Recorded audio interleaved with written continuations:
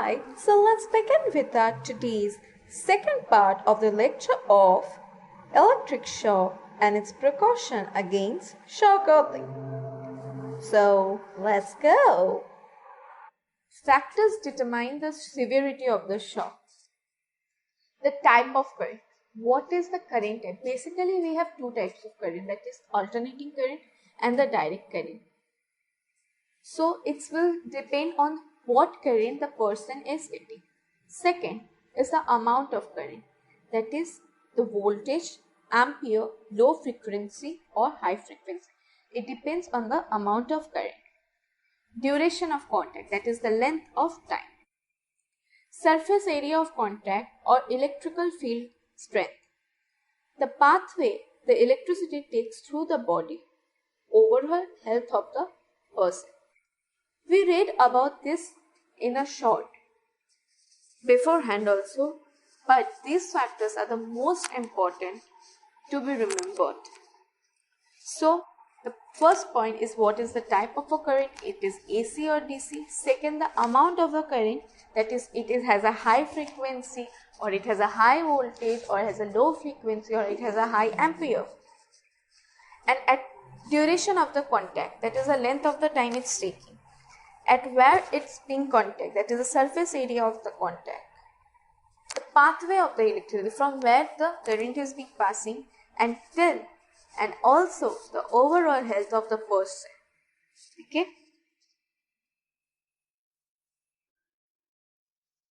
How to diagnose that it has an electrical shock? Electrocardiogram, one of the diagnoses. Second, complete blood count. Third, urine test for muscle enzymes. Fourth is the X-ray. And fifth is the CT scan. These five will help to diagnose how much is the severity which have been caused to the person who got the electrical shock. What to do when a person gets a shock and what not to do when a person gets a shock. So let's read it, right? Disconnect the power supply. The first and the foremost thing you have to do is disconnect the current supply. Don't even touch the victim until you are sure that the power supply is turned off. Whenever a person getting an electrical shock, first thing you have to do is to switch off the power supply. Until you are sure that there is no current in the power supply and there is no area from which the current is being passed, do not touch the victim. Be especially careful in wet areas.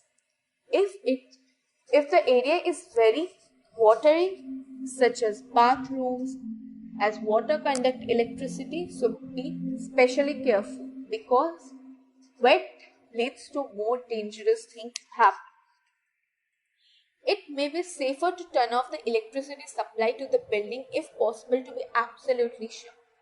Whenever you need to be absolutely sure that there is no electric current, switch off the main switch of the whole building or the whole house in which you are staying or wherever the electrical person is being attacked through the electrical shock. Second point, or if the current can't be turned off, use a non-conducting object such as a broom, chair, rug or rubber doormat to push the person away from the source of the current. If you can't switch off the current supply, then you must use a non-conducting object. Means any object which does not allow you that it will act as a resistor for you to move the person away and you also don't get any shock. Do not use a wet or a metal object. Remember, never use a metal object which can conduct current or use any water. Cool. Now we will see, if possible, stand on something dry and that doesn't conduct electricity such as rubber mat or folded newspaper. If to be very sure and you really want to help the person, then use a rubber shoes or anything so that nothing get allowed to you, any current get allowed to you to pass on to your body and affect the same. So if you want to help, please keep these things in mind. Now we will say what not to do at the time of electric shock. Do not touch the person with your bare hands if the body is still touching the source of electricity. I told when what to do at the time of the electrical shock. So use a non-conducting thing to move the person from the source and never use bare hands. Second point, do not apply ice, butter, ointments, medication, fluffy cotton dressings or adhesive bandages to a burn. Whenever a person gets burned due to this lightning circuit or getting electrical shock due to the electrical shock, they never apply this thing, that is ice, butter, ointments and many more in that burn area. Okay. Third point is that do not remove dead skin or break blisters if the person has been burned.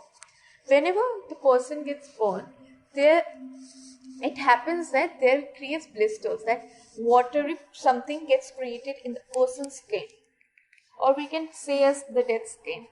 Okay, so never poke that blisters, so it get more affected and it get worse for the person. So do not remove that. Okay. Fourth and the foremost point, after the power is shut off, do not move the person unless there is a risk of fire or explosion. Whenever you switch off the things, never move the person if you think there will be a risk of a fire or an explosion. Okay? Let's watch a small video to get the clarity. Whenever you switch on or off, be very careful. You must see the plugs if there is any spark or not. Whenever you see a spark, please don't touch. You first replace it and then do your switching on and off.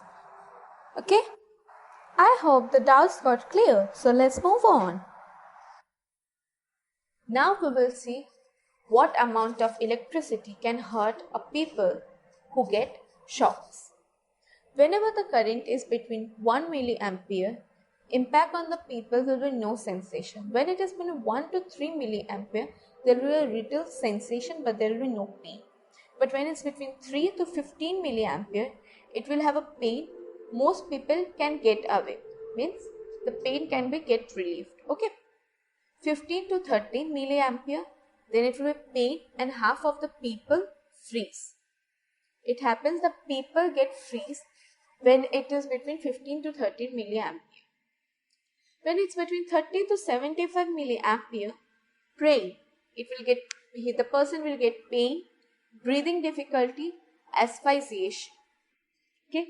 Whenever it will be between 75 to 200 milliampere, possible ventricular fibrillation. Whenever it will be between 200 to 300 milliampere, it will be certain ventricular fibrillation. Whenever it will be beyond 300 milliampere, it may have severe burns and it can happen that the person heart may get stops or him or she may get cardiac arrest.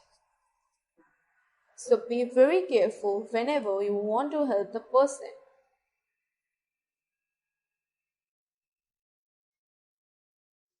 First aid. What to do if after the electrical shock? Check for a person's response and breathing. Check that if the person is breathing or not, or you can check the pulse of the person. It may be necessary to commence cardiopulmonary resuscitation, that is a CP, that is the mouth-to-mouth breathing you can give. Along with mouth-to-mouth respiration or breathing, you must also do chest compression because CPR basically means compression of chest. So be very specific with the person's response. The second part is that if he breathes and if he is responsive, then go to the part where he got injuries. If he get burns, then you should run water in that area, cool running water for 20 minutes. Never put ointments or oils into the burns. I already told this that whenever it will be burns, so never put cool ice or any ointments. If the person has fallen from a height, try not to move them unnecessarily in case they have spinal injuries. Sometimes whenever a person gets fall from a height after the electrical shock, he or she may get spinal injuries, that is any bone cracks or something. Okay? Only move them if there is a chance of further danger from the environment, such as falling object. If you see something is falling to the person, anything, then you should move them if you see that it would be danger for him. Talk calmly and reassure to the person that he have to be calm and he don't have to get panicked. And don't forget to call for the ambulance in the whole process.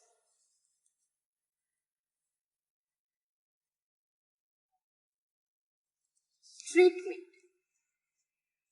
Whatever we have done for the first aid, it's the primary treatment. Now we will see the severe treatment. That is, examine patient completely, including traumatic injuries. Second, resuscitation, analgesia, wound care, cardiac monitoring for 6 to 12 hours for the patient with falling, arrhythmias, chest pain, any suggestion of cardiac damage, pregnancy, no heart disorders. These are done by the specialist. Okay?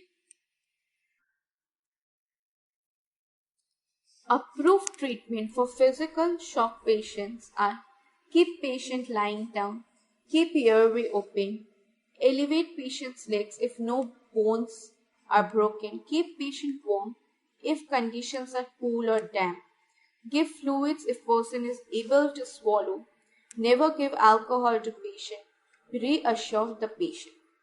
So when you do the first aid, then beforehand please lay the person and give him a way that the air comes to him. And if you see if the person is normal, he doesn't have any traumatic injuries, then you can move his legs. So only if there is no bones broke. Keep patient in a warm place, not in a condition of cool or damp. Okay? Give fluid means give anything to drink. Only if the person can swallow it. The foremost and the most important point is never give the patient alcohol at that point of time. Last is the reassure the patient.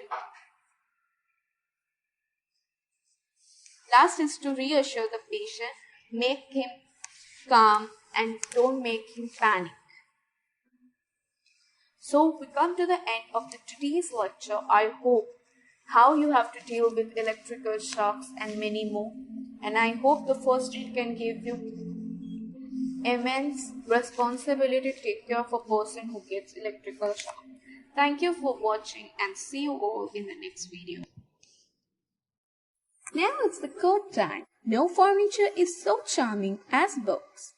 I hope all of you understood today's lecture and thank you for watching. Wow, that's impressive. You have completed a magic today. For more videos, subscribe.